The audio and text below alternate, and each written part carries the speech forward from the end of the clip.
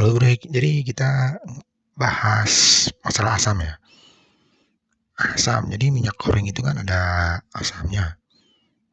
Nah, jadi asam itu sebenarnya berbahaya buat logam, buat mesin.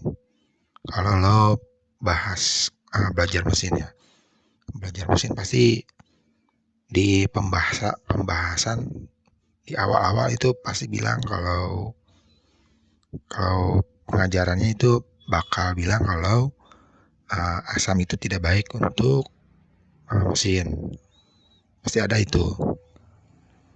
Nah, biasanya tuh untuk yang pengajarannya itu pada tahun-tahun di bawah 70 sih biasanya. Soalnya kenapa? Karena itu mobil lama kan, mobil lama, mobil tua itu memang nggak bisa dimasukin asam. Karena ya asam itu bisa merusak logam dan lapisan logamnya. Contohnya ya asam-asam apa yang merusak logam ya? Seperti HCl. HCl itu kan asam kuat. HCl itu asam kuat dan merusak logam. Jadi kalau misalnya lo nonton di YouTube nih, lo search aja HCl, logam karatan gitu. Misalnya karatan, karatnya hilang pasti kalau kena HCl. Tapi ketika karatnya udah hilang, udah bersih, karatnya udah diangkat sama HCl tuh ya. Nah, asamnya itu bakal menyerang lapisan logam, logamnya sendiri. Jadi kalau misalnya lo habis bersihin karat dari pakai HCl nih, lo tinggal seharian itu karatnya balik lagi. Kenapa? Karena logamnya udah diserang sama asam kuat itu. Logamnya udah diserang sama asam kuat.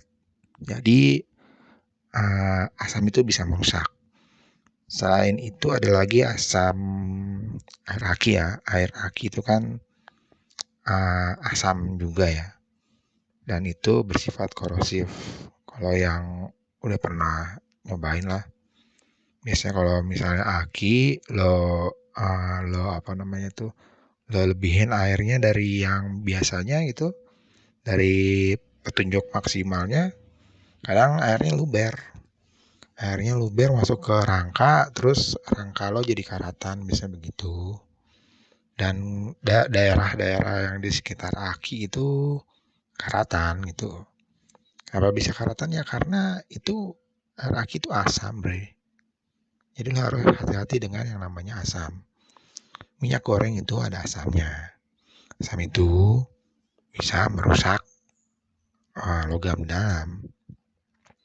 Tapi kan gue pakai minyak goreng nggak ada masalah ya. Lo kan ngoprosnya pakai oli, Bambang.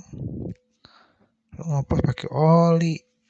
Ya karena lo ngoplos pakai oli sama minyak gorengnya juga paling cuma dikit lo masukin, nggak semua, Bambang. Ya kan? Lo ngoplos pakai oli. Nah, itu asamnya mungkin netral itu. Asamnya nggak kuat dan dia tuh nggak apa namanya, ya cuma cuma ada asamnya dikit gitu di dalam mesin, di dalam oli kandungan kan. Kalau oli sama minyak goreng kan kecampur itu. Nah, kenapa minyak goreng itu kalau apa namanya bisa bisa membersihkan kerak ya. Ya tadi kan gue bilang asam itu bisa memberikan karat. Ya, tadi kayak gue kasih contoh HCl. Tapi dia kalau nggak ada penanganan lagi, misalnya lo lapisin pakai cat atau apa gitu, coating gitu, atau lapisan film lainnya, metal coating sih biasanya. Metal coating tuh bakalan diserang, bre. Jadi kalau lo masukin minyak goreng doang ke dalam mesin ya pasti rusak gitu. Kenapa? Karena dia tuh bakal nyerang lapisan logamnya itu. Dia bakal nyerang ya, bakal ngangkat. Minyak goreng kan juga larut ya. Dia bakal ngangkat lapisan yang udah dibentuk sama oli sebelumnya gitu. Makanya kalau lo mau pusing, banyak sih orang bilang pusing pakai minyak goreng itu bagus ya. Ya emang bener sih pusing pakai minyak goreng itu bagus. Kenapa? Karena ada asamnya. Karena ada asamnya, minyak goreng itu ada asamnya. Karena ada asam, dia menyerang lapisan yang udah dibentuk oli sebelumnya. Dia bakal ngangkat dan ngelarutin lapisan tersebut tuh. Jadi namanya minyak goreng itu nggak ada namanya film strength apa-apa itu nggak ada bre. Nggak dibohongin. Kalau misalnya lo bahas minyak goreng ada film strength nggak ada bre. Film strength yang dimaksud itu cuma buat licin-licinan aja gitu.